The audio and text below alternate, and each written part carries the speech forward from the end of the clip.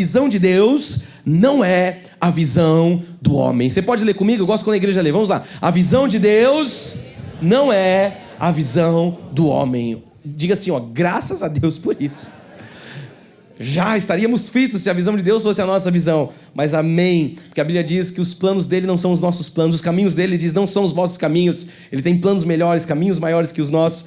E é sobre isso que Deus tem falado sobre visão. Se você perdeu algum dos últimos cultos, recomendo também que você vá lá no nosso canal no YouTube e possa ouvir e receber tudo que Deus tem falado. Eu quero começar lendo quando o apóstolo Paulo, escrevendo na igreja de Corinto, ele escreve na sua segunda epístola, no capítulo 5, verso 7, ele diz assim: visto que andamos por fé e não pelo que vemos. Vamos ler juntos? Vamos, igreja. Visto que não pelo que vemos. Que essa palavra possa edificar o seu coração. Curve sua cabeça, nós vamos rapidamente falar com Jesus.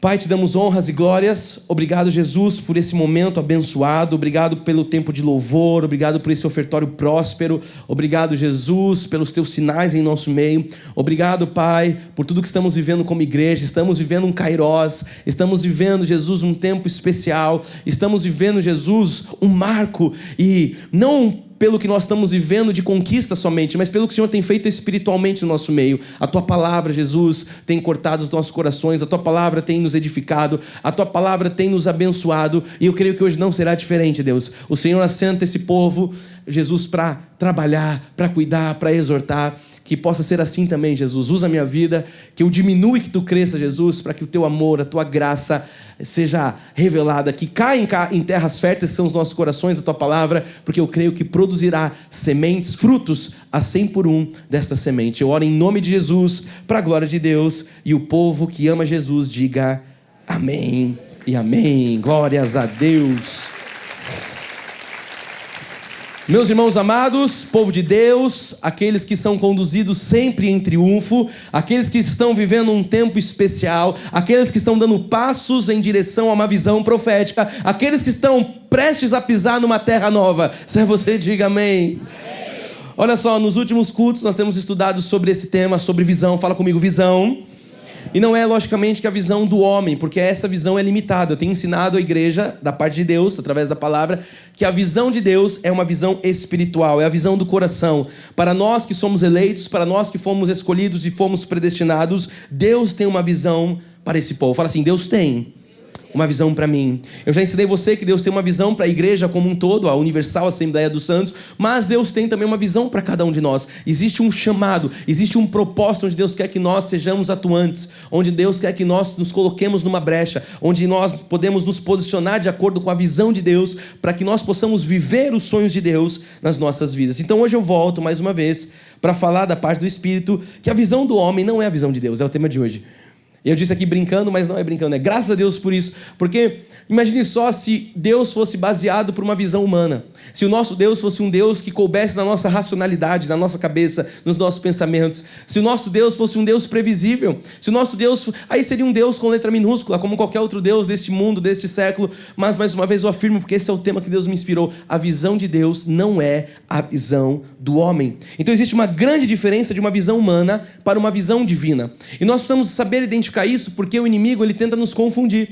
E muitas vezes, por conta da minha e da sua humanidade, a gente acaba transferindo para Deus aquilo que nós temos como visão. Então a nossa visão, eu enxergo até o final da sala, você enxerga até o telão. Então a nossa visão, ela tem um campo limitado, mas quando eu passo a enxergar com os olhos do Espírito, eu consigo olhar e enxergar uma sede pronta. Eu consigo ver uma Canaã, eu consigo ver a bênção de Deus, eu consigo ver um futuro de 10, de 15, de 20 anos, eu consigo prever as curvas. O que é isso? Isso é algo que é enxergado pelos olhos espirituais. Então, nós não podemos achar que Deus também tem uma visão humilde, uma visão limitada, uma visão míope, uma visão talvez distorcida, como é a nossa, uma visão pequena. Nós sabemos que a mente é um campo de batalha. Você conhece a palavra de Deus? Onde que o inimigo age? Nos pensamentos. Então a mente é um verdadeiro campo de batalha. Toda vitória começa na mente. Sim, igreja? Mas toda derrota também começa na mente. Olha como nós temos que estar atentos. Por isso que Paulo vai falar de uma milícia, carne contra espírito. É os pensamentos. Nós temos que vigiar. Tem igreja que fala, vigia o diabo. Não, ele está preso. Está amarrado, sentenciado. Nós temos que vigiar os nossos pensamentos. Nós temos que vigiar as nossas carnes. Porque é aí que não habita bem algum. Então toda vitória começa na mente, mas toda derrota também começa na mente. É por isso que Paulo, quando escreve em Romanos 12, ele fala: transformai-vos pela renovação da vossa mente, para que podeis experimentar a boa, a agradável e perfeita. Eu sempre digo isso, todos querem a boa, agradável e perfeita, mas poucos querem transformar a mente. Mas como é que eu transformo a mente? Paulo diz: pela palavra. Nós estamos lendo a palavra, nós estamos ouvindo a palavra, então nossa mente está sendo renovada. Eu creio que para nós entendermos essa vontade de Deus, e quando falamos vontade, estamos falando da visão de Deus. Qual é a visão de Deus para mim? Qual é a visão de Deus para o ministério? Qual é a visão de Deus para a minha família? Eu preciso de uma mente renovada. Então o que nós estamos fazendo aqui mais uma vez nessa manhã? Fala comigo. Eu estou renovando a minha mente. Fala, eu estou transformando a minha mente pela palavra de Deus. Olha que coisa maravilhosa, porque a renovação da mente, ela não vem por um programa de TV. A renovação da mente não vem por uma ideologia política. A visão e a transformação de Deus, ela não vem por qualquer circunstância previsível desse mundo. Ela vem por uma palavra que é eterna. Ela vem por um desígnio de Deus. Então nós estamos aqui transformando e renovando a nossa mente mais uma vez. Paulo, ele também nos exorta para nós andarmos por fé. Nós começamos lendo esse. E não por vistas. Então tem muito crente que vive na sua força do braço. O profeta diz: não por força nem por poder, mas é pelo meu espírito, diz o Senhor. Então toda vez que eu tentar andar por vista, confiando no meu braço, confiando nos meus acessos. Eu falava quinta-feira, né? Uma pessoa que tem poder nessa terra, muitas vezes ela esquece quem é Deus, porque ela transfere aquilo que deveria ser transferido para Deus de confiança, ela coloca nela mesma. Então ela fala: eu tenho um poder, talvez o poder do dinheiro, de compra, eu tenho um poder político, eu tenho um poder de relacionamentos, vários tipos de poder, eu tenho um poder de informação, a pessoa tem conhecimento que muitos não têm, enfim, e ela acaba... de forma, por isso que eu digo que o inimigo é astuto, ela acaba internalizando isso ao ponto dela nem orar. Ela fala: não preciso orar para trocar de casa, não preciso orar para comprar um carro. Por quê? Porque eu tenho acesso, eu vou lá e compro. Quando a Bíblia diz que nós devemos andar não por vistas, ou seja, não pelo nosso braço, mas pela fé. Ou seja, o que Deus tem para mim, o que Deus quer para mim, qual é a vontade de Deus para mim. Quando estão entendendo nessa introdução que Deus está falando, digam amém, só para eu ter uma noção. Então Paulo nos alerta para nós não andarmos por vistas, porque existem perigos quando nós somos guiados por circunstâncias, porque o adversário das nossas almas, ele aproveita as circunstâncias, o inimigo é assim lá dentro. A minha mãe falava que ele era um desempregado do céu, essa é a verdade, eu gosto dessa expressão. Ele é um desempregado do céu, ele é um ciladento, ele é um gato desdentado, mas ele diz que até em anjo de luz ele se transforma para, se possível, enganar nós que somos os eleitos. Olha como o inimigo é astuto, ele é sedutor. Então nós precisamos estar atentos que ele usa essas adversidades, as circunstâncias, para tentar lançar na nossa mente pensamentos contrários ao pensamento de Deus. Para pensar no que você pensa. Para pensar quantas vezes vem um pensamento de: eu não preciso estar na igreja. Só para pensar isso. Porque isso ele já colocou em todos nós. Você não precisa ir hoje. Você não precisa ofertar. Você não precisa dizimar. Você não precisa do seu louvor. Você não precisa cantar. Você não precisa. Você não precisa. Você não precisa. Você não precisa ler a Bíblia. Você não precisa ter tempo de oração. O que é isso? É um pensamento maligno. Porque quando nós vamos para a palavra, a Bíblia diz totalmente o contrário disso. Não deixemos de congregar, como é costume de alguns. A Bíblia diz em todo o tempo, em Tessalonicenses, Paulo fala: orando sem cessar, com súplicas. Depois ele fala ações de graças, com petições. A Bíblia fala que fomos criados para o louvor da glória de Deus, mas o inimigo o tempo inteiro está tentando nos colocar afastado do corpo de Cristo. Deixa eu te falar algo como seu pastor. Todas as vezes que você ouvir uma voz, para você não estar na congregação, para você não estar na comunhão, para você não estar no momento de louvor, para você não ofertar, essa não é a voz de Deus. Você precisa reconhecer isso e repreender. Quando nós levantamos uma campanha: olha, Deus está dando isso, você fala: não, eu não vou participar. Isso não é a vontade de Deus. Porque Deus quer que nós participemos. Quando Deus chega para aquele grupo de pessoas, 5.000 homens sentados, fora as mulheres e as crianças, vamos colocar mais de, 10 mil pessoas ali, se a gente for pensar nas crianças, nas mulheres, e os apóstolos chegam para ele e falam assim: a gente não tem com que alimentar a multidão, despede o povo. E ele fala: dá vocês mesmos de comer? Eles falam: mas nós não temos. Não, vocês têm sim. Mas a visão do homem é o quê? Afasta o povo de Deus, manda o povo embora, manda o povo para casa. Deus fala: não, vem para cá, fica perto, fica junto. Ele fala: não deixe de congregar. Eu digo isso, né? O que o mundo chama de aglomeração, Deus chama de unidade. E a gente acaba se confundindo: não, eu vou ficar lá, é que agora a pandemia já baixou bola, mas era aquilo, é a aglomeração. Não, mano, é a unidade, é o corpo de Cristo. Mas ele está sempre lá com as suas ciladas, com as suas ações. E se nós não vigiarmos os pensamentos, muitas vezes nós estamos falando: não é que faz sentido? Não é que faz sentido? Amado, você não tem que falar o que faz sentido, você tem que falar o que a Bíblia diz. Você não vive pelo que faz sentido, você vive por fé. Fé é crer, é certeza, é convicção. O justo não vive porque ele sente: eu senti isso, eu sinto que é aquilo. Amado, o que eu sinto não importa para nada, porque o meu coração ainda é deveras corrupto e enganoso. Mas a Bíblia diz o quê? Que o justo vive por fé. Então eu posso estar sentindo isso, eu posso estar sentindo aquilo, não importa o que a Bíblia diz, eu vou ficar com o que a Bíblia diz. Diga, eu não fico pelo que eu sinto. Não, eu não fico com o que eu sinto. Acho que fica melhor. Diga, eu fico com a palavra. Diga, glória a Deus por isso. Você está aqui hoje porque você ficou com a palavra. Você está aqui hoje porque você falou, desligou a soneca do seu celular.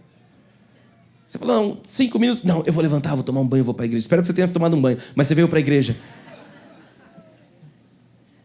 Você veio, você escolheu a melhor parte. Então, mas em um determinado momento da história de Israel, eu quero agora começar a entrar na mensagem. Nós encontramos um povo de Deus escravizado em vários momentos, mas eu quero focar hoje numa época da história onde o povo de Deus estava ali escravizado pelos caldeus, que era um povo inimigo ao povo de Deus. A Bíblia diz que eles estavam sofrendo toda sorte de humilhação. Então veja que em muitos momentos o Senhor permite, amados, que nós sejamos muitas vezes aterrorizados pelo inimigo. Aí, mas cadê Deus? Cadê isso? Cadê aquilo? Amado, Deus está no controle.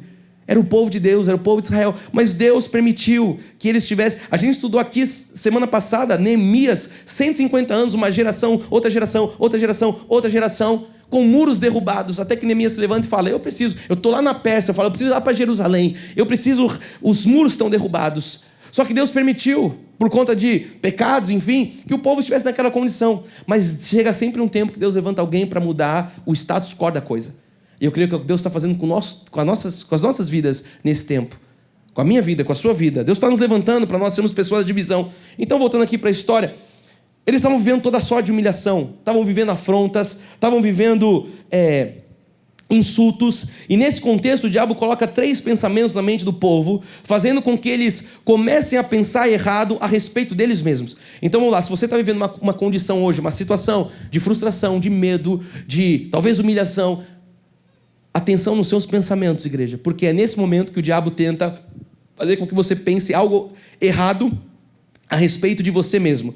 Então eu quero analisar esses 3 pensamentos com você hoje, porque o maligno, ele repete a tática. Ele não é nada criativo. Ele repete a sua tática dia após dia contra os eleitos de Deus. Então fica atento agora no que Deus está nos ensinando. Veja se alguém está bem acordado ao seu lado, porque hoje a coisa está bem em penumbra aqui. Veja se o pessoal está acordado. Fala, agora nós vamos estudar a palavra de Deus. Pastor David, está tudo bem aí? Amém? Eu olhei no momento do ofertório, o pastor David estava assim, ó. Aí eu falei, acorda, irmão. Aí ele, não, bispo, eu estou orando. Eu falei, essa é a desculpa que todo cinema dá. Tem os irmãos que baba. Aí eu li quinta-feira que Davi, quando ele foi lá, estava na caverna, ele estava fugindo, antes de ir para a caverna, que ele é lançado lá pro rei de Gade. O que Davi faz? Ele baba e se finge de louco e começa a arranhar a porta. Às vezes, não, estou sendo bíblico, eu estou babando igual Davi babou. Não, você está dormindo na igreja, amado. Acorda, tu que dormes. Diga para quem está atrás de você, vamos estudar a palavra de Deus juntos? Fala, se eu cair, você me dá um tapa, em nome de Jesus. Sabe aquela cabecinha que cai assim, você fala, o irmão dormiu, dá uma cutucada. Vamos lá. Ezequiel 37, verso 1, a gente vai ler todo esse capítulo, praticamente todo. Vamos lá. Veio sobre mim a mão do Senhor, e Ele me levou pelo Espírito do Senhor, e me deixou no meio de um vale que estava cheio de ossos, e me fez andar ao redor deles. Eram muito numerosos na superfície do vale, e estavam sequíssimos. Essa aqui é a visão que Deus começa pelo Espírito trazer o profeta. Eu quero que você veja que você entenda que esse era o estado do povo. Deus está chamando a atenção do profeta para uma realidade, assim como Deus está chamando a nossa atenção também para uma realidade, talvez do Brasil, talvez a realidade da sua casa, talvez a realidade da sua empresa, você que é empresário, do seu local de trabalho, talvez a realidade dos seus pensamentos, eu não sei, mas Deus começa a falar com Ezequiel, ei Ezequiel, existe uma realidade, eu quero que você enxergue, e no verso 11 ele diz, então me disse, olha, eu li o 1 e o 2, agora eu vou ler o 11, depois a gente vai ler os outros, ele diz assim, me disse, filho do homem, estes ossos são toda a casa de Israel. E eis que dizem, os nossos ossos se secaram, e pereceu a nossa esperança, e estamos de todo exterminados. Então esse é o pensamento, igreja, que reflete a situação do povo naquele momento. O que eles estão pensando a respeito de si mesmos? Eles estão dizendo, olha, não nos sentimos valorizados ou talvez desvalorizados, estamos sem esperança, estamos aqui sequíssimos. Eles haviam perdido a glória que eles tinham no passado, eles eram então incapazes de se tornar aquele povo poderoso, aquele povo abençoado de antes, aquele povo que era de fato o povo de Deus. Então talvez, eu creio que seja muito a situação de alguém que entrou aqui nessa manhã, viveu muitas bênçãos no passado, viveu de glórias no passado, viveu um momento talvez com Deus do sobrenatural, experimentou de milagres. Só que hoje, quando olha para a sua vida, vê uma vida seca, uma vida de sequidão. Eu vou voltar na introdução. E aí a tendência é você olhar para Deus e falar assim, Deus é isso. E você se esquece das coisas passadas. Você se esquece das bênçãos que Deus fez. E você acaba entrando e transferindo para Deus uma condição sua da carne, sua momentânea, talvez da sua família, da sua vida financeira, não sei. E você se esquece do que Deus já fez na sua vida, o Deus do passado. Alguém pode dizer assim, sabe, eu nunca mais viverei o sobrenatural de Deus. Alguém pode dizer, quando eu comecei a andar com Jesus, Bispo Fê, nossa, eu vi os sinais, era um primeiro amor. E hoje eu tenho uma vida seca. Eu quero dizer algo para alguém que se encontra nessa condição. Minha vida está seca. Não me sinto valorizado, não me sinto... É isso. Isso é o que você sente. Isso não é o que Deus é. A gente precisa diferenciar as coisas. E o inimigo muitas vezes já entrou num pensamento onde você está olhando para a casa de Jesus, para a obra de Deus com essa visão. Não, a obra é isso. É a mesma coisa. Não muda nada. É aquela coisa. O que é isso? É um pensamento no campo de batalha que o inimigo começa a colocar. E você olha por uma condição e você começa a transferir isso para Deus. Na sua relação com Deus, você fala, quer saber? Eu não vou mais viver nada com Deus. Quer saber? Já passou. A coisa já foi. Agora é outro tempo. Agora o que Deus tem para mim é uma vida seca. Eu quero dizer para você que Deus não é seco. Eu quero dizer para você que Deus não é previsível. Eu quero dizer para você que a sua condição não determina nem define quem Deus é. Você pode entender isso e dizer glórias a Deus? Então eu quero começar analisando com você qual era a visão do homem. Qual que era a visão humana? É o ponto 1 de hoje. Vamos ver como ficou. Visão do homem. Glória a Deus. Eu tenho que olhar um pouquinho porque eu não vejo. Quando eu chego em casa eu falo, nossa, quanta tela bonita. Vou ver só no Instagram que você reposta lá. A visão do homem. Eu estou falando que esse telão engorda o povo, amado. Alguém tem que dar um jeito aí, faz um Photoshop. Você está vendo a visão do homem ou você está vendo a visão de... Não, vamos voltar. Qual que era a visão do homem ali? Como que o povo se via? Primeira visão que eles tinham deles, nossos ossos secaram. Esse era o primeiro pensamento que eles tinham. Um osso seco era o retrato do que eles conseguiam visualizar. Era o retrato do que eles conseguiam exemplificar. O terrível estado que o povo se encontrava era esse. Nós estamos secos, como ossos. Segundo a percepção deles, o pensamento deles, pereceu a nossa esperança. É o que eles falaram. Olha, os nossos olhos se secaram, a nossa esperança se foi, pereceu. Então eu quero dizer para você que quem não tem esperança de vencer jamais irá lutar por algo. Eu falei recentemente, quem não luta por algo vai cair por qualquer coisa. Então quem não tem esperança em Deus, às vezes já caiu antes de tentar. Mas a Bíblia diz que nós não somos derrotados, nós somos mais que vencedores. Então, mas eles se viam assim, olha, não vamos mais lutar, estamos sem esperança. Então quem não acredita que a vitória virá, jamais vai lutar por ela. Então a gente tem um povo hoje, uma igreja que não quer mais lutar pela vitória, por quê? Porque está no meio de um vale de ossos secos. E aí está achando que as coisas com Deus é isso, que essa é uma condição final, que essa é uma condição de Deus, e que isso é o que Deus tem para a sua vida, para esse tempo e para a eternidade. Então a esperança, eu quero dizer para você que ela é como uma mola dentro de nós, que vai nos impulsionar para uma vida de experiências mais profundas com Deus. A esperança tem que estar renovada no teu coração. Eu falei aqui, não confunda a paciência, com indiferença. Falei recentemente, a paciência é um sentimento positivo de que no final tudo vai dar certo. A paciência está ligada a uma perseverança. A paciência está ligada a um domínio próprio, a você falar, eu continuo crendo. A indiferença não, é aquele que fala, quer saber? Faz assim com o homem, fala, deixa para lá, não vai acontecer nada. Então nós não somos indiferentes, nós somos pacientes. Sim ou sim, igreja? A nossa esperança está em Jesus. E eu quero que você entenda que essa esperança é como essa mola dentro de você que vai te impulsionar a você crer que você vai viver grandes coisas com Deus, que Deus tem uma obra, que Deus tem um plano para manifestar na sua vida. Diga, graças a Deus eu recebo essa palavra. Então o crente ele deve ter essa esperança que nunca morre. Por quê? Porque a esperança tem que estar firmada em Deus. Se a sua esperança morreu é porque ela não estava firmada em Deus. Ela estava firmada talvez na Bispa Solange Brant. Ah, bispo, meu negócio era com a tua mãe. Deixa eu falar uma coisa, o teu negócio é com Deus, não era com a minha mãe, não. Eu também já passei por essa fase. Também já passei por isso como filho, era com minha mãe, a coisa... Deus já falou, amado. Eu preguei em Itanhaém uma palavra muito forte sobre Josué. E algo que eu lendo a história, e a história ela se renova, ela vai saltando.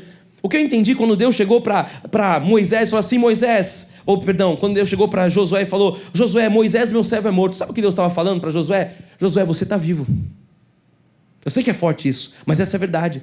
Amado, você está vivo. Nós estamos aqui. Existe algo que Deus quer fazer na nossa vida nesse tempo, nessa geração. Você está carregando algo que Deus depositou nas suas mãos. Então não fique, o meu negócio era com isso, o meu negócio era com aquilo. O seu negócio é com Deus. O meu negócio é com Deus. Eu estou aqui para agradar a plateia de um só, que é o nosso Senhor Jesus Cristo. Ele nos chamou, Ele nos arregimentou. Não foi um homem que te chamou, não foi uma mulher, foi Deus que te chamou e que me chamou.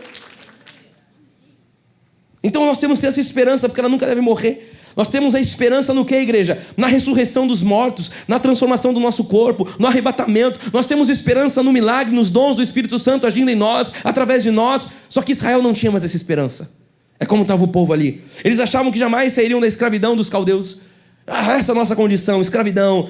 Os ossos se secaram. Qual é a terceira forma que eles se viam? Olha só no telão para você. Estamos de todo exterminados. Olha como a coisa vai acontecendo. Os ossos se secaram, não temos esperança. Se foi, estamos de todo. Eles deram uma sentença, de todo exterminados. Eu quero dizer para você que se você pegar um galho, você arrancar um galho de uma árvore, você cortar esse galho, se você jogar fora, você sabe que com o passar do tempo esse galho vai morrer, porque ele não está mais ligado ao tronco, à árvore que sustenta aquele galho. Então esse pensamento nos mostra claramente o sentimento que estava na alma daquele povo. Estamos como esse galho cortado. Estamos aqui, não estamos mais uma fonte. Os ossos secaram, a esperança se foi, estamos de todo exterminado. Então a visão humana a respeito deles mesmos era essa, mano. O que eles pensavam? Olha, nós pecamos, e o Deus do céu nos abandonou, e agora não resta mais esperança alguma. O que nós aguardamos? Nós aguardamos a morte. Somos escravos e jamais sairemos dessa situação. Isso é o que eles pensavam. Eles são mais numerosos que nós, os caldeus. Pereceu a nossa esperança, não passamos de ossos secos.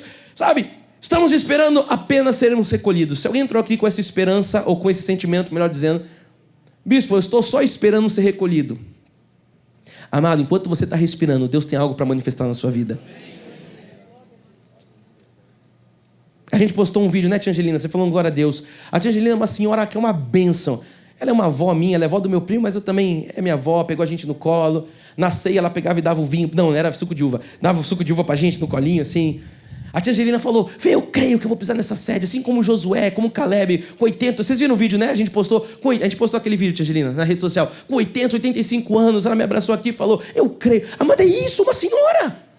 Tem muito jovem aí, bola murcha aqui. Fala Deus. Você quer falar um recado para alguém, pastor David? Eu falo nomes também. A gente dá nomes aqui, não tem problema. Tem um jovem que fica, eu não sei se eu vou, se eu faço. Mas tem uma senhora aqui, como outras aqui, falando, eu tô vivo, eu me sinto vivo aos 80 anos. Eu vou entrar naquela terra. A fundadora da igreja, amado. Vê se tem um jovem com cara de cansado e fala, eu vou te dar uma mentoria com a tia Angelina. Meia horinha com a tia Angelina, você vai sair voando.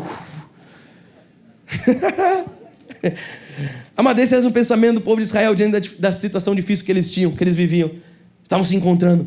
Fala assim comigo, essa era a visão do homem. Era a visão humana. Ou seja, o homem só consegue ver o concreto, o homem só consegue ver o físico, só consegue enxergar o que é temporal. Agora eu quero ver com você a realidade do plano de Deus para aquele povo. A visão de Deus para eles não tinha nada a ver com a visão humana limitada deles.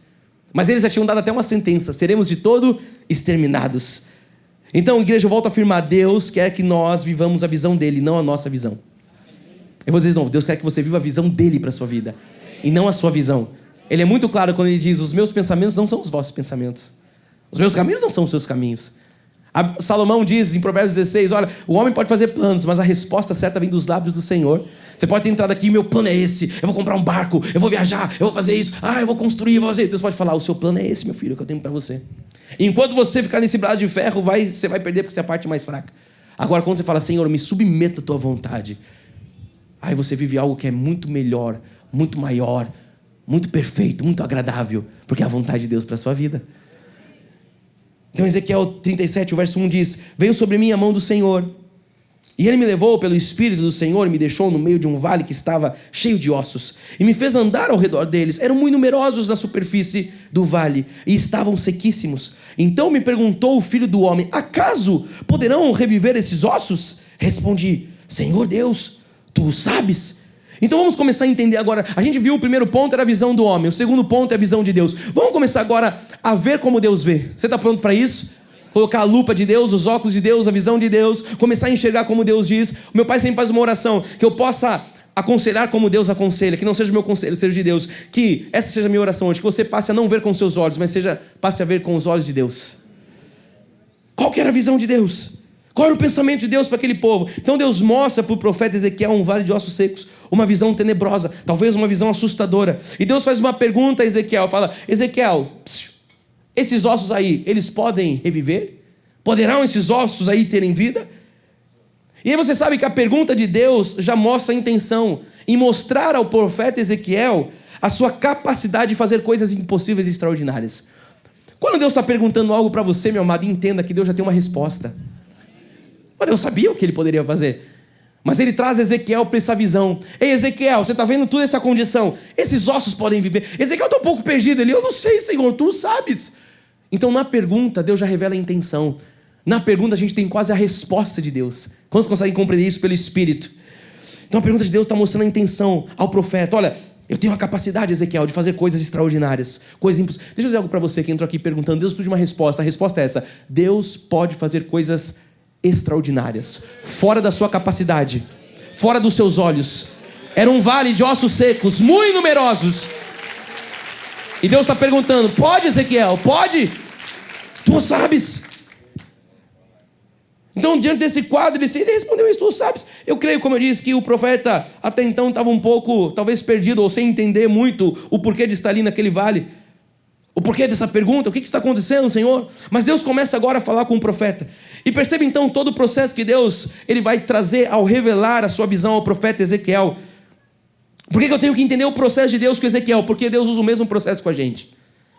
O mesmo passo a passo que Deus está aqui com Ezequiel, ele faz conosco. Então veja como ele começa agora a dar o entendimento das coisas. Tu sabes, Senhor. Ele diz no verso 4, disse-me ele, profetiza a esses ossos e dize-lhes, ossos secos, ouvi a palavra do Senhor.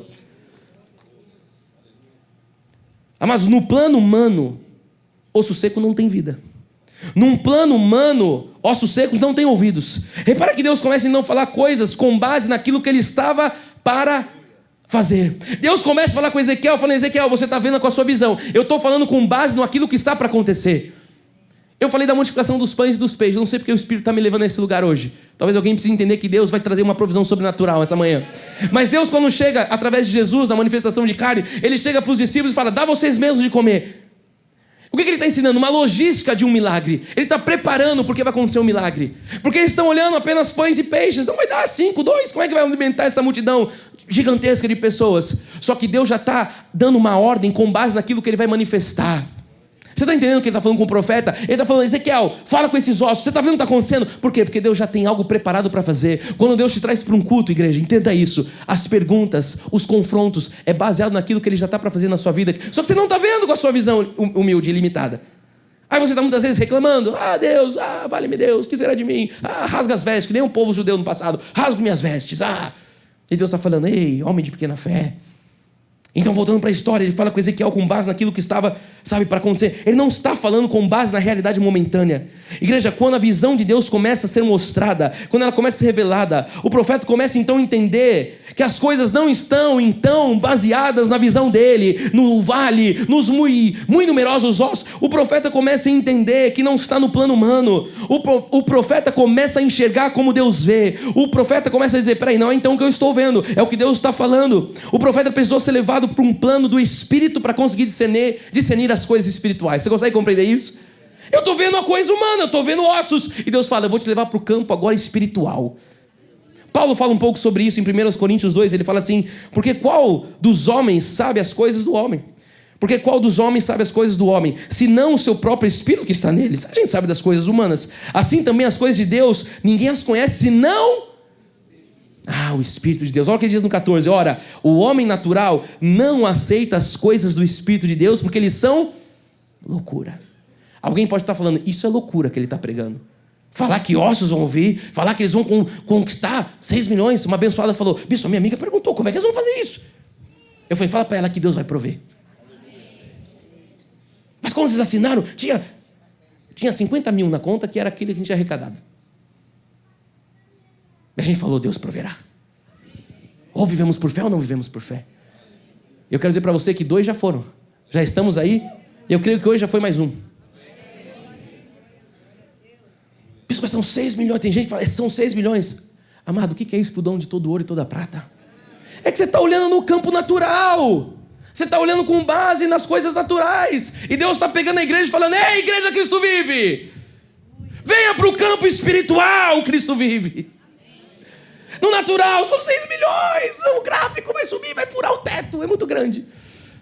É porque não está na escala. A gente vai fazer na escala, você vai ver a diferença dos 6 para os 150 que a gente está pagando.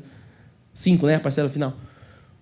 Amado, Deus está falando conosco há um tempo que as coisas de Deus não são as nossas coisas. A conta de Deus não é a sua conta. Glória a Deus, Celcinho. É isso. Então, quando Deus nos traz para cá, é para limpar a nossa mente das coisas humanas, para estralar em nós uma visão espiritual. Isso é enxergar pelos olhos espirituais. Mas nós assinamos esse contrato pelo Espírito, porque nós enxergamos pelos olhos espirituais. Então vamos voltar ao verso 14, põe de novo para mim. O homem natural não aceita as coisas do Espírito de Deus, porque são loucura, e não podem entendê-las, porque elas se discernem espiritualmente. É como alguém querer entender o espiritual olhando pelo natural. Não, a conta não fecha. Mas não vai fechar a conta. 2 pães e 5 peixes, como é que fecha a conta para alimentar 10 mil pessoas? Me explica. Não fecha a conta. Como é que Pedro, que era o especialista da pesca, passa uma noite inteira pescando, jogando? Aí chega meio-dia, o bar quente, o horário que não tem peixe, Deus fala, joga lá do outro lado que você vai ver. Você está me tirando? Joga ao largo que você vai ver. Eu imagino a cara de Pedro quando o barco quase vai a pique, com o bom de peixe lá. Ele, e agora? E agora? Agora estamos ricos, Pedro falou. Deus falou, eu vou fazer você um pescador de almas. Os planos de Pedro não eram os planos de Deus. Amado, os seus planos, entenda isso o mais rápido possível na sua vida, não são o que vai determinar o seu futuro. O que vai determinar o seu futuro é o plano de Deus para a sua vida. Você pode estar batendo cabeça, tentou aqui, tentou ali, tentou lá, bateu, está lutando com Deus. Eu não vou dizimar, eu não vou ofertar, eu não vou participar disso, eu não sei o quê, eu não vou louvar. Levanta a mão ou põe a mão no bolso. Acorda, o irmão dorme. Amado, não lute contra Deus. Paulo diz que as coisas espirituais só são discernidas espiritualmente. É o que nós estamos estudando aqui, alguns cultos. Para o homem natural, o que nós estamos fazendo é loucura. Mas você precisa entender, amado, que você só vai viver a visão de Deus quando você de fato começar a enxergar pelos olhos da fé. Em Ezequiel, voltando para o texto, no verso 4 ele diz, disse-me ele, profetiza esses... Olha a ordem de Deus, ei Ezequiel, agora eu vou te envolver na parada. Profetiza esses ossos e diz-lhes, ossos secos, ouvi a palavra do Senhor. Amado, o nosso Deus é um Deus que manda a gente falar com coisas. O nosso Deus é um Deus que manda a gente falar com ossos secos.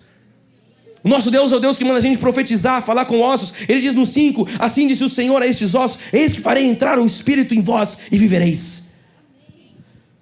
O nosso Deus é um Deus que quando fala, as situações secas, elas passam a ter vida.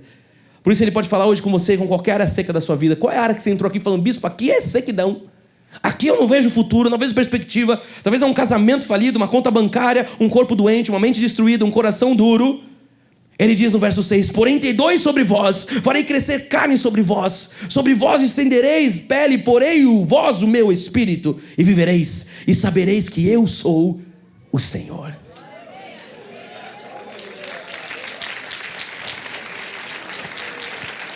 Todos vão saber, amados, quem é o Senhor. Veja que o sobrenatural não acontece para que Deus fale. É para você ver que você é o cara, Ezequiel. Não, a glória é dele. Para que todos saibam que eu sou o Senhor de Israel.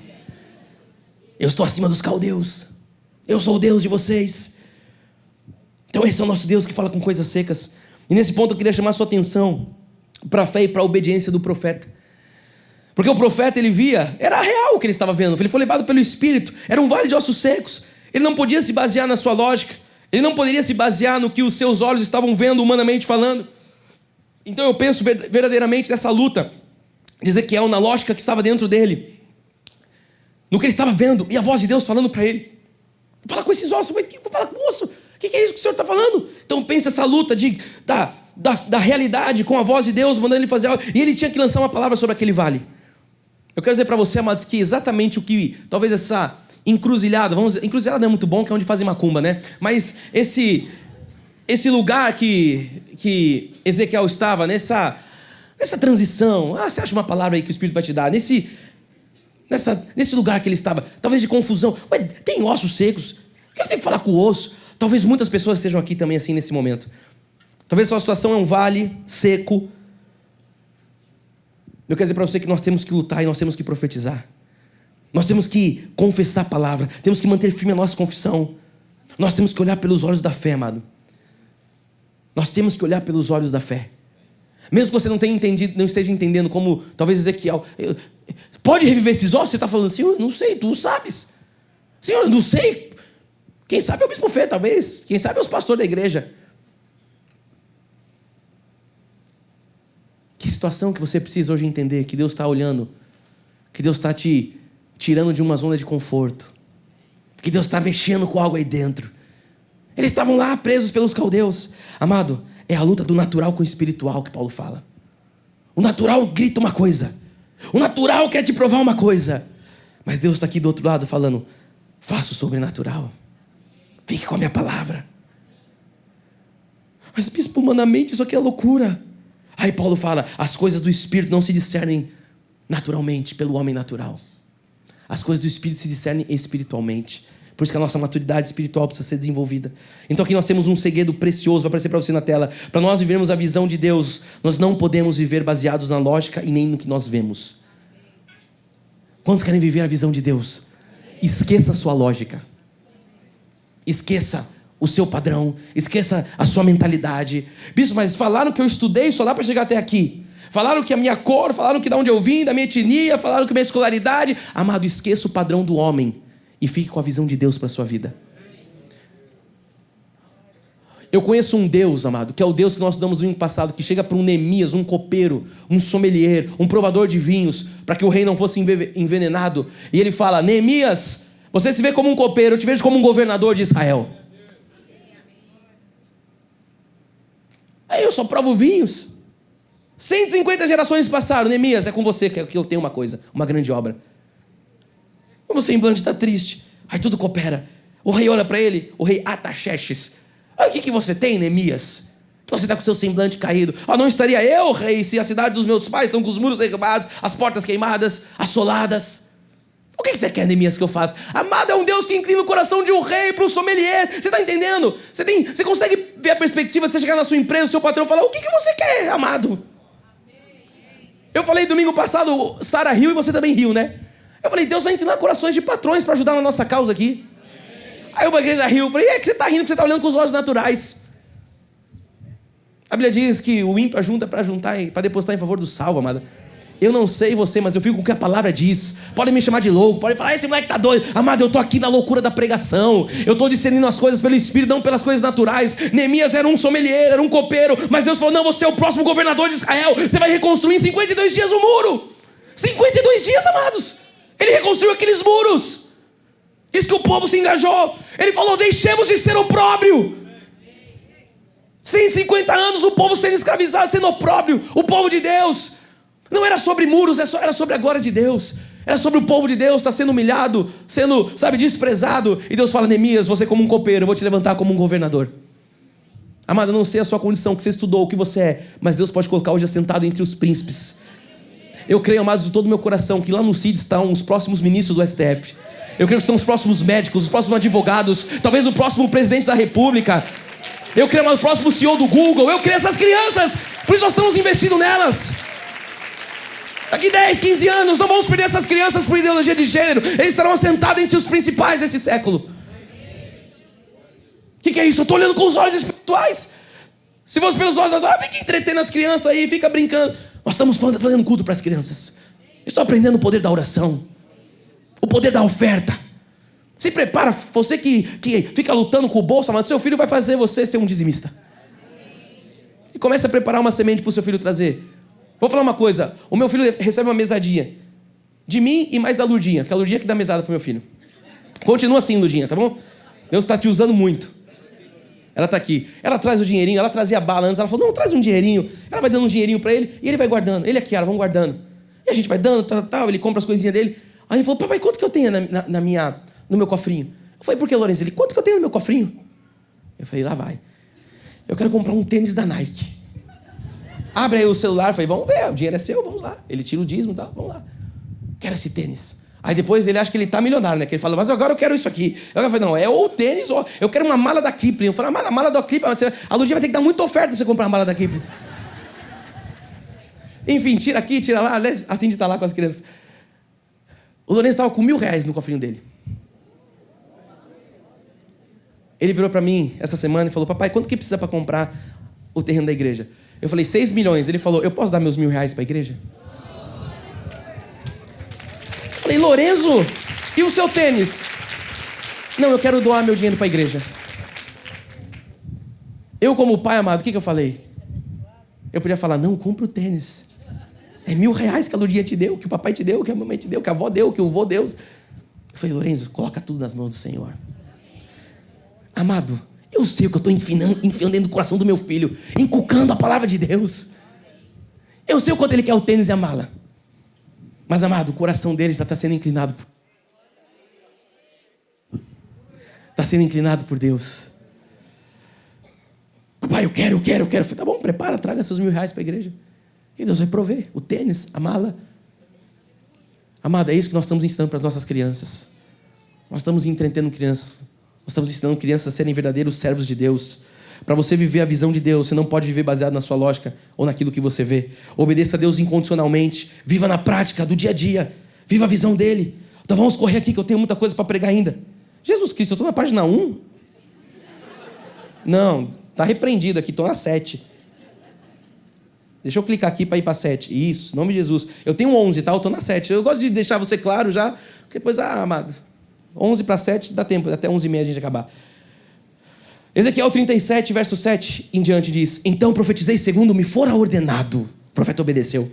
Enquanto profetizava, houve um ruído e um barulho de ossos que batiam contra ossos e se ajuntavam cada osso ao seu redor. Olhei, e eis que haviam tendões sobre eles e cresceram as carnes. E estendeu a pele sobre eles, mas não havia neles o espírito. Amado, veja a sequência de Deus. Eu quero parar aqui para você entender. Primeiro eu creio, depois eu obedeço. E porque eu creio e obedeço, eu vejo o sobrenatural de Deus. Tem gente que está aqui no final, eu quero ver o sobrenatural de Deus. Não está nem crendo. Quanto mais obedecendo, mais quer experimentar o sobrenatural de Deus. Amado, o profeta só viu os ossos se levantando, se batendo, porque primeiro ele creu. Porque ele falou, não é minha realidade, é o que Deus está dizendo. Ele obedeceu. Então profetizei segundo me fora dito. E ele viu o sobrenatural de Deus. Ele diz no verso 9, então ele me disse, profetiza ao Espírito, profetiza ao Filho do Homem, e diz-lhe, assim diz o Senhor Deus, vem dos 4 ventos, ó Espírito, e assopra sobre esses mortos, para que vivam. Amado, até quando você vai ficar lutando contra as coisas espirituais? E eu vou dizer algo para você, até que você veja a obra completa de Deus na sua vida, não pare de confessar a palavra de Deus. Ele podia ter falado, olha, eu já vi os ossos aqui, as carnes, os tendões, tá bom demais, Deus. Eu já recebi a provisão, já comprei isso aqui, tá bom demais, eu vou agora para lá. Amado, enquanto você não vê a obra completa, continue confessando, continue crendo. E quando Deus manifestar a obra completa, você vai fazer o quê? Você vai continuar crendo, confessando, dando testemunho daquilo que Deus fez na sua vida. Ele poderia ter falado, é um milagre, tendões, carne, os ossos se juntaram. Deus falou, calma, agora fala para o Espírito. Vem Espírito, sopra. Diga a esses corpos que vivam.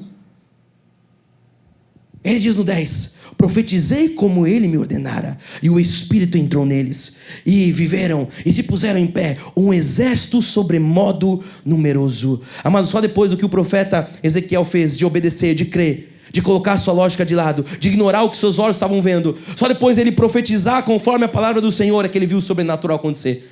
Você tem ouvido há anos que essa é uma igreja de confissão. O que você tem confessado? Eu não vou ser nada na vida, eu não valho nada, é isso mesmo, é o que eu nasci para isso. Começa a mudar a sua confissão. Começa a confessar como a Bíblia te ensina a confessar. Você é mais que vencedor em todas as coisas. Pelas chagas você já foi sarado, curado. O seu Deus, segundo a sua riqueza em glória, há de suprir em Cristo Jesus cada uma das suas necessidades. Ele, sendo rico, se fez pobre por amor de vós. Aí você vai pagar o boleto, essa miséria mesmo que eu ganho. Não, fala, Deus, obrigado pela provisão. Obrigado, Deus, que nada me falta. Eu estou sendo fiel no pouco, eu vou ser colocado sobre o muito. Confesse a palavra de Deus. Não é o que a sua condição diz, é o que Deus diz sobre você, meu amado.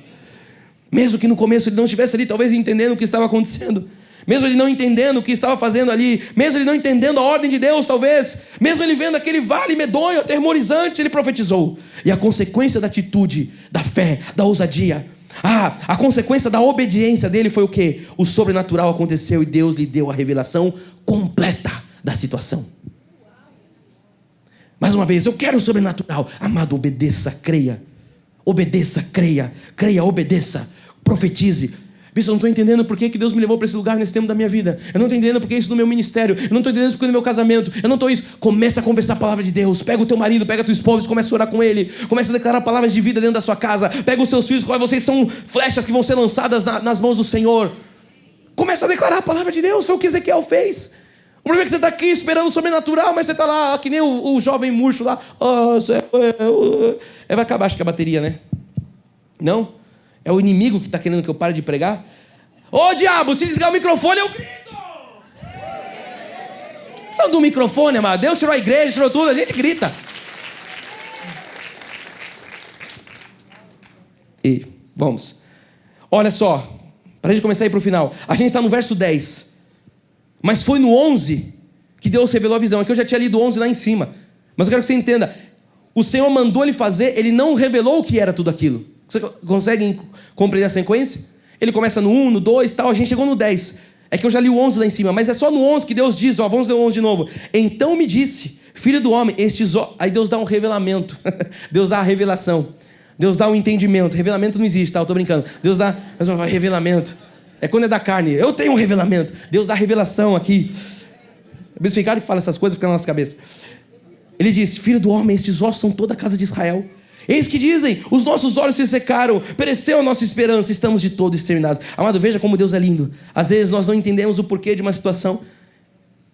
Ezequiel não sabia o que significava tudo aquilo. Ele só soube depois que ele fez, vocês estão entendendo? Só depois que ele creu, só depois que ele obedeceu, só depois que ele profetizou. Eu vou te contar uma coisa, Ezequiel. Sabe o que é tudo isso? É a casa de Israel. Veja a beleza de Deus.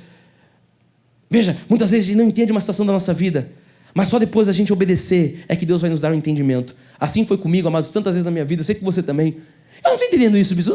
Tem toda coisa que aconteceu que eu não entendia. Só que depois que eu obedeci, depois que eu criei, que eu não blasfemei, depois que eu me submeti, que Deus falou, eu vou te mostrar o porquê de tudo isso. É o que ele estava fazendo aqui com Ezequiel. Depois de tudo, ele estava mostrando o que era. Qual era o propósito dele? Qual era a visão dele? O que ele tinha para o povo de Israel? Como que o povo se via? Estamos de todos exterminados. Isso se foi. Acabou a nossa esperança. É muitas vezes a gente entrando na igreja. Deus, o que vai ser de mim, Pai? Como que eu vou pagar? Como que vai ser? Amado, entenda. Deus está falando algo para você nessa manhã com base naquilo que Ele já fez. Talvez para você seja algo muito ousado crer nisso. Mas pensa quantos heróis da fé tiveram que crer em algo que talvez para eles também, Davi, José. Eu falei que eu vou pregar sobre José. Amado, José, homem íntegro, homem que recebeu uma visão de Deus, passar o que passou, continuou sendo íntegro, não reclamou, foi preso, foi perseguido, foi isso, foi aquilo, e continuou ali sendo um homem de Deus. Nada ainda? Essa tela? Eu estou segurando porque eu vou pôr uma frase no telão. Vai voltar em nome de Jesus. Olha para a sua condição hoje. Olha para a sua humanidade hoje. Deus está falando, deixa tudo isso de lado. Bispo, mas são muito numerosos os meus adversários. São muito numerosos as minhas lutas, as circunstâncias contrárias. São muito numerosos. Deus está falando algo para você com base naquilo que Ele vai fazer em breve, que já existe no céu. Então se coloque nesse lugar. Ezequiel só entendeu depois que Deus revelou tudo. Se coloque nesse lugar hoje pela fé. Tudo vai cooperar para o seu bem, não é o que diz a palavra de Deus? Todas as coisas cooperam para o bem daqueles que amam a Deus. Se eu perguntar aqui, quantos amam a Deus? Amado, vai cooperar para o seu bem. Vai cooperar para o bem da sua família. Vai cooperar para a sua intimidade com Deus.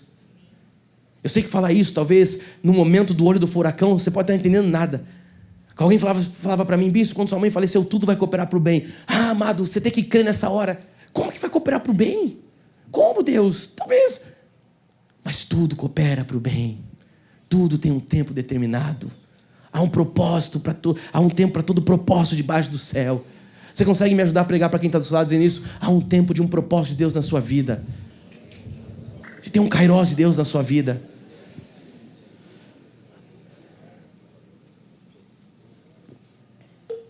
Você não precisa entender tudo. Você precisa crer.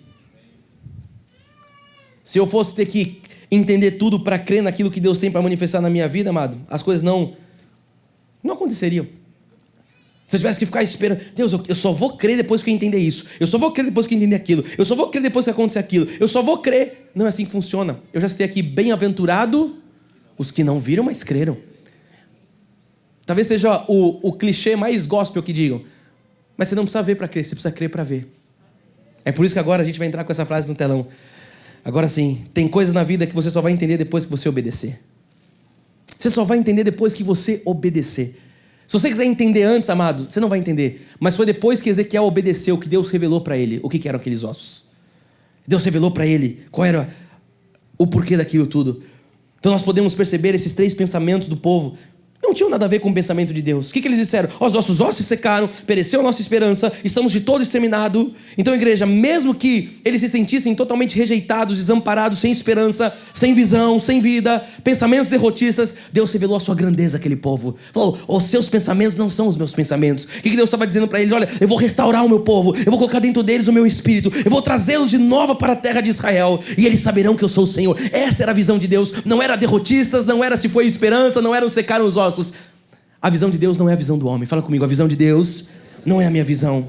Então, amado, nosso adversário ele vai usar situações difíceis para nos confundir, vai tentar colocar pensamentos que não são os pensamentos de Deus. Mas eu creio que nesse momento nós estamos o quê? Tendo a visão da glória de Deus. Ele está nos mostrando mais distante. Nós não aceitaremos nada a não ser a vontade de Deus para as nossas vidas. Por isso eu quero ir para o final, amado, mostrando que o profeta Jeremias disse. Você conhece a palavra, eu já citei Jeremias 29:11. Olha o que Deus diz a nosso respeito. Eu é que sei que pensamentos tenho a vosso respeito, diz o Senhor. Pensamentos de paz e não de mal, para vos dar o fim que desejais. O pensamento de Deus não é o seu pensamento. Ele é que sabe que pensamentos tem a vosso respeito. Então, amado, você pode olhar para a sua vida, para a sua família, para a sua saúde, para as suas finanças. Você pode dizer, bispo, eu vejo um vale de ossos secos, um cemitério, céu aberto, um caos. Você pode ter dito como o povo disse, meus ossos secaram, meus negócios secaram, minha empresa secou, bispo, meu casamento pereceu, minha saúde foi exterminada, minha família não tem mais esperança. Amado, essa é a sua visão, essa é a visão humana, essa é a visão que você consegue enxergar com seus olhos naturais. Essa não é a visão de Deus para você. Esse não é o destino de Deus para você. Deus vê o seu negócio, o seu casamento, a sua família, a sua saúde. Deus vê tudo isso restaurado. Ele diz, restituí-vos-ei os anos que foram consumidos pelo gafanhoto.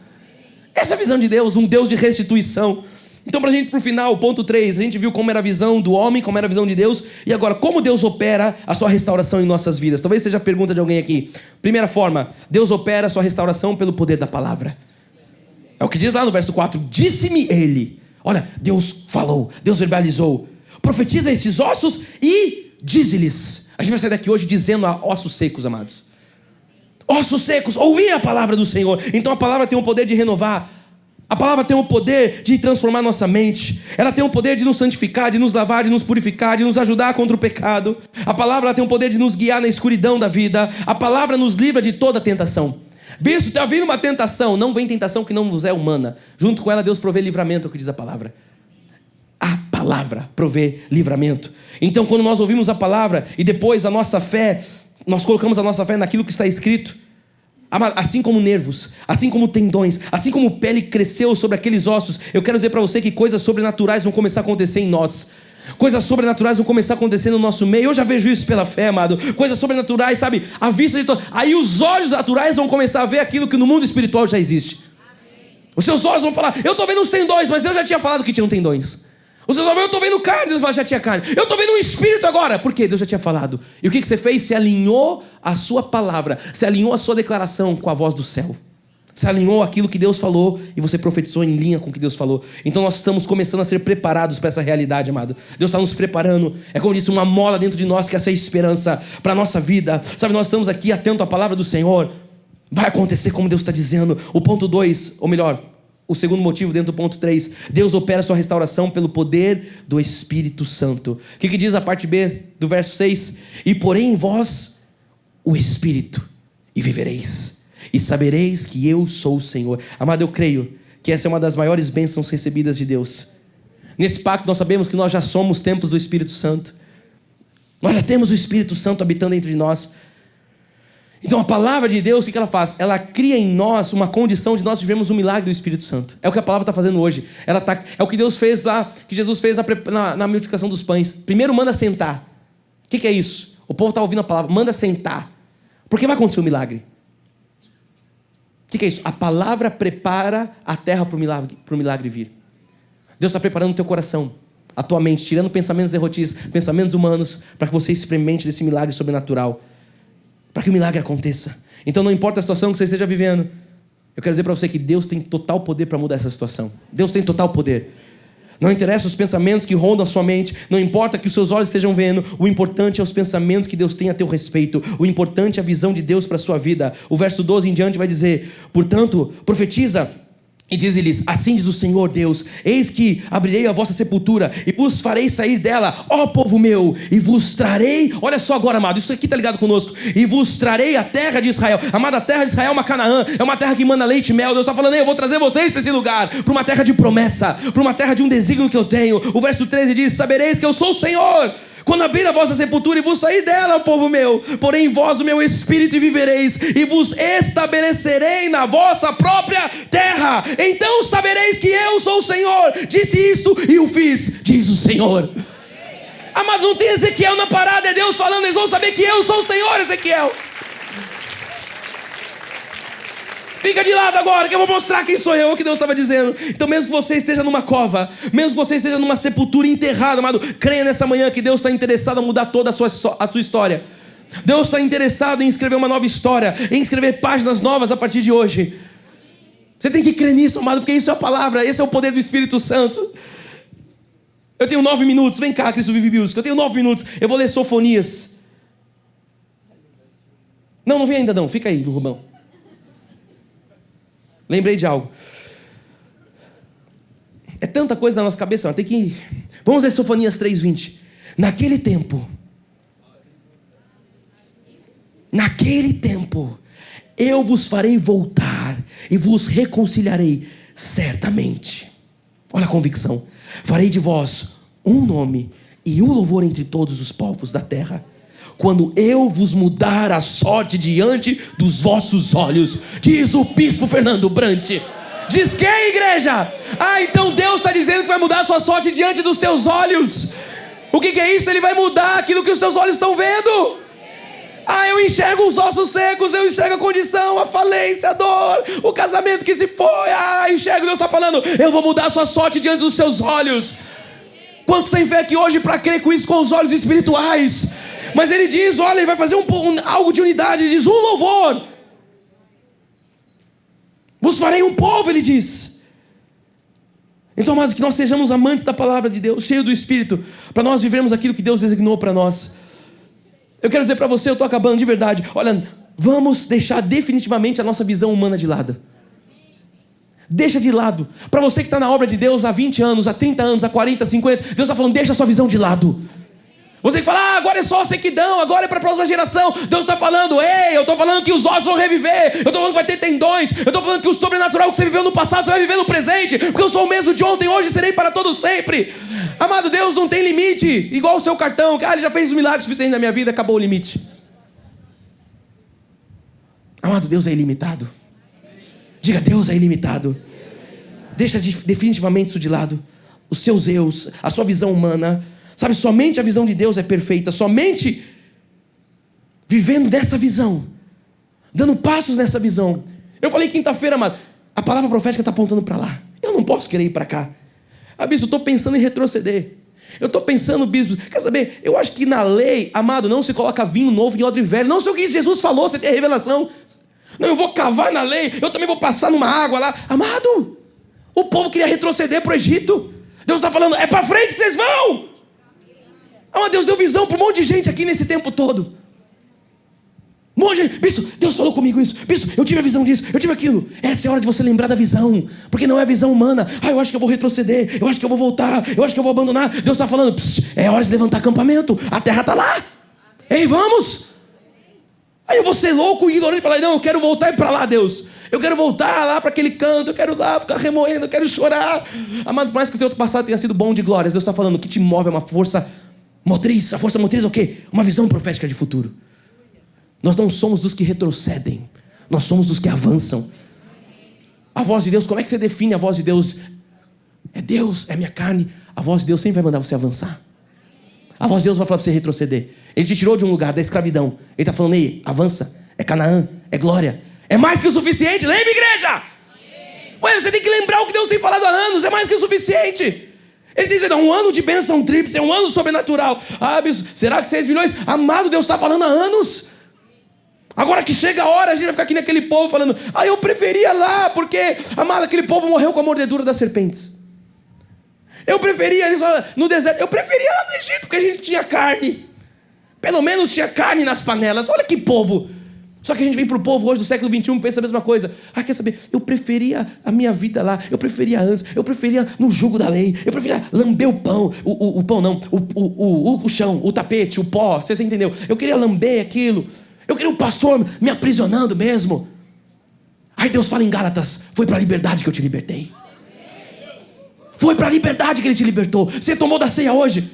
Aí Ele fala: permaneceis, pois, firmes. Permanecei. Essa palavra muda todo o contexto. Permaneça. Porque tem muita gente que foi feito livre, mas não permanece na liberdade. Fica voltando. Eu quero rastejar. Eu quero pagar o preço. Eu quero aquilo. Deus está falando: permaneça na liberdade. E Ele fala: não vos submetais de novo a um jugo de escravidão. Eu lambo o pé. Eu faço um sacrifício. Eu vou para o monte. Deus, sei que Deus falou: eu te libertei disso. Ei. É para cá. Eu estou estendendo o limite de vocês para mais longe. Olha só, amado, antes de tudo isso acontecer de fato, eu já estava preparando o teu espírito. Lembra das últimas mensagens do nosso antigo prédio? Você lembra do retiro, um novo tempo? Eu vou pegar só o último ano. Os músculos que nós exercitamos, o músculo da generosidade. Por que Deus falou de generosidade? Porque agora chegou a hora de nós sermos generosos. Visto quando você falava isso, amado, a gente nem sabia para onde a gente ia. Posso ser sincero? Humanamente falando, a minha visão não via perspectiva. Estavam lá no Monte das Oliveiras, em Israel, no jardim do Getsemane. E eu falava: Jesus, a viagem acaba daqui 4 dias. Estão desmontando uma igreja, a gente vai para onde? O que o Senhor tem com tudo isso? As vozes falando, você sabe, né? Vai acabar. Deus vai ficar com isso. O negócio era com a mãe, você vai ver. E a gente ali na nossa humanidade, Deus mudando isso, esposa doente, não sei o que acontecendo. Já contei para você. Deus, o que vai ser, pai? E Deus falando: vai, Fernando, avança. O homem falando: um incircunciso filisteu, entrega o prédio. Não quero mais vocês aí, sai daí, vem, vai. Deus, o que o Senhor tem? O que é isso, pai? Aí veio uma voz dentro de mim: é tempo de sede própria. Eu falei: o que muitos estão falando é o fim, vai retroceder. A visão é essa. Vai fazer o quê com as coisas? Deus está falando que agora a gente vai comprar a nossa sede. O quê? O que você está falando? Deus falou. Você se preparar? Deus falou. Deus falou. Está falado. Vamos tocar tudo num canto. Vamos pôr um galpão. Vamos para o cinema. Vocês viram um vídeo? A gente postou o vídeo quando eu entrei aqui no cinema. É isso. Estamos aqui. E agora os nossos olhos estão vendo o que Deus falava profeticamente. Profetiza, Fernando. Fala para esse povo que eles vão atravessar o Jordão. Mas você acha que quando eu falava a gente vai atravessar o Jordão, você acha que estava tudo na planilha, tudo certinho? Estava tudo previsionado. Aqui, vamos atravessar o Jordão, vamos... Deus, é Jordão? É o tempo da Canaã, Deus. Então é isso. Não tinha terreno, não tinha nada, amado. Tinha um caminhão nas nossas costas, tinham vozes nas nossas costas. Tinha um vale de ossos secos, talvez. E Deus falou: começa a profetizar que é uma sede. Começa a profetizar que tem um terreno. Começa a profetizar. Começa a falar. E as vozes vinham: não vai, não é a hora, não é isso, não é, é o fim, é o fim. E eu falava: silenciem vozes do inferno.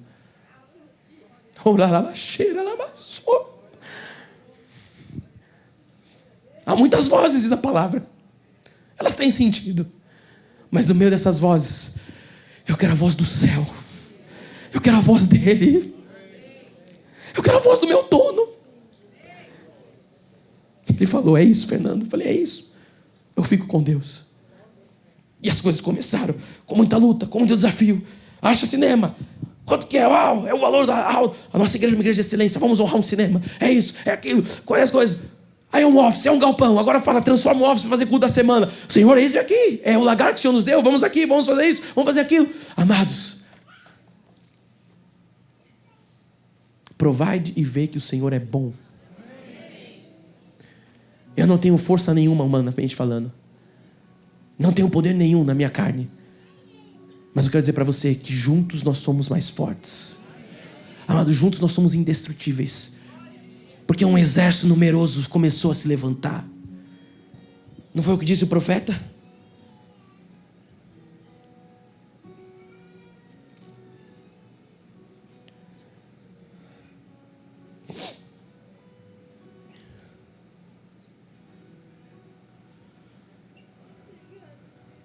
Você precisa entender hoje que você faz parte de um exército.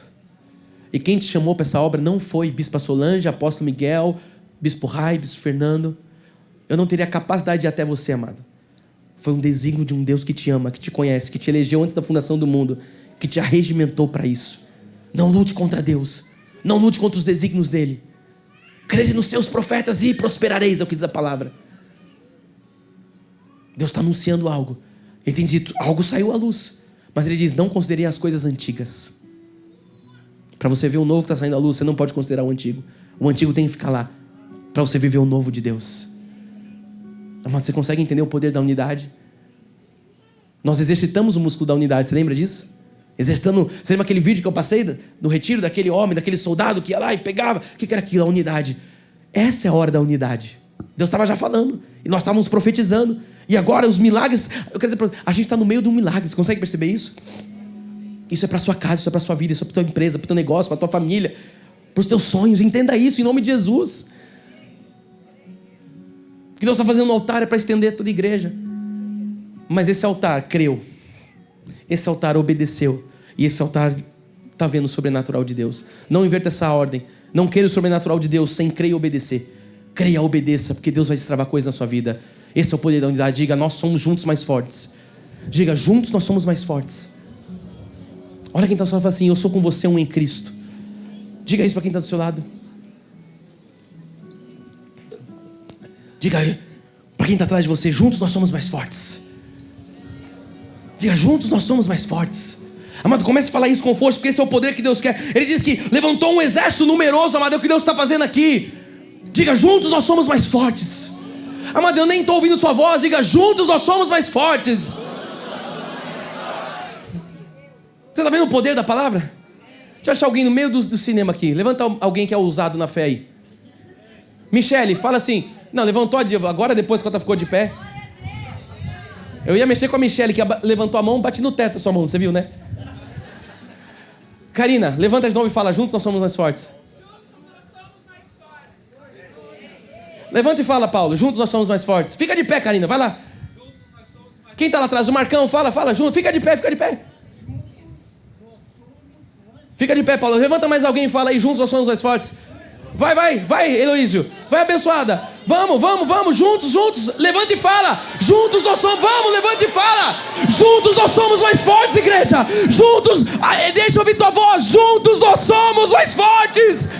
Esse é o exército numeroso que Deus está levantando. Um poderoso exército se levantou. Eu consigo ouvir sua voz agora. 1, 2, 3. Juntos nós somos mais fortes.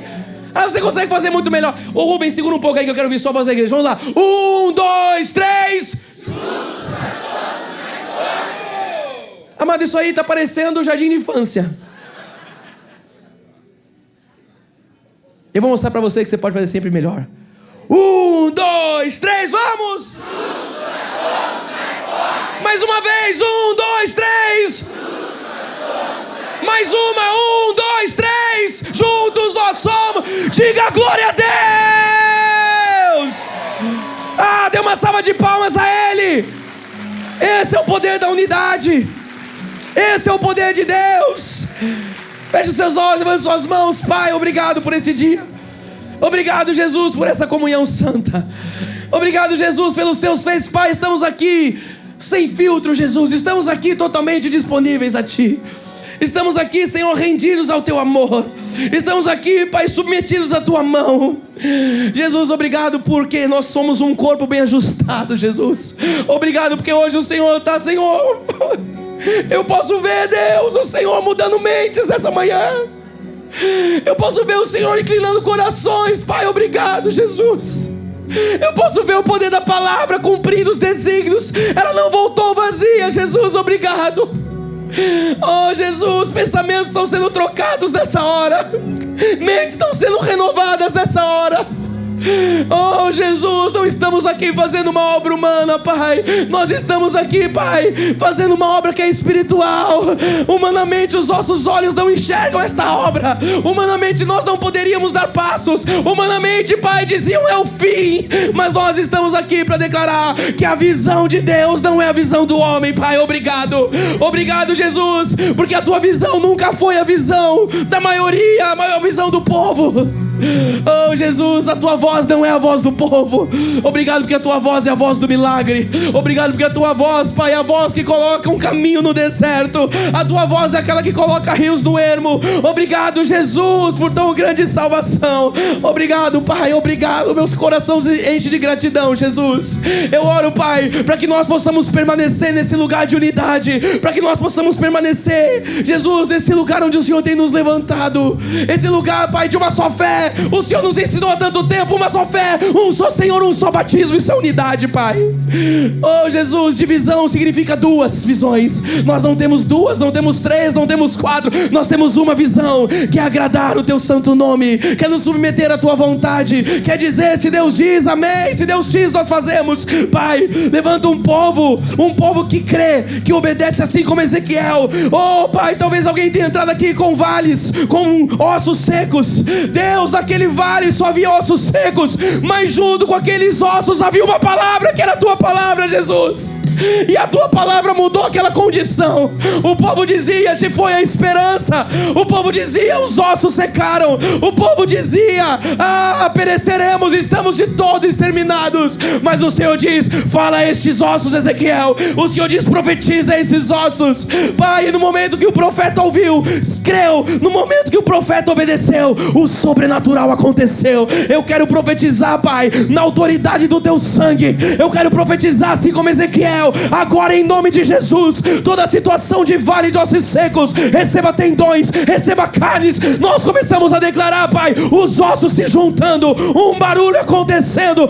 Nós profetizamos o Espírito, que haja vida. Nós declaramos em toda situação de morte a tua vida, Jesus. Oh, Pai, nós declaramos em toda situação de morte o teu renovo, o teu regozijo. Deus, devolve, Pai, coloca de novo o prazer de servir na tua casa. Devolve nos corações, Pai, reacende essa chama, Deus, o prazer da oração, o prazer da oração, da adoração, do louvor, da palavra. Deus, transforma mentes, corações nessa hora. Nós profetizamos toda mente seca agora, que haja vida, todo coração seco agora, que haja vida. Nós profetizamos e eu creio, Pai, eu creio que o sobrenatural já aconteceu. Eu creio que o sobrenatural já aconteceu, porque está escrito, agindo Deus, quem impedirá? Agindo Deus, quem impedirá? Ninguém pode impedir o teu agir no nosso meio. Nós declaramos, Jesus, que aquilo que o Senhor falou já é verdade. O mundo espiritual já está se movendo a nosso favor. Como nós temos dito, as nossas orações estão pisando em lugares que os nossos pés pisarão, Pai. Esse é o poder da fé, esse é o poder da visão. Nós oramos declarando que se cumpra em nossas vidas, que se cumpra nas nossas casas, que se cumpra nas nossas famílias, que se cumpra, Deus, a tua vontade, que é boa, que é perfeita e que é agradável.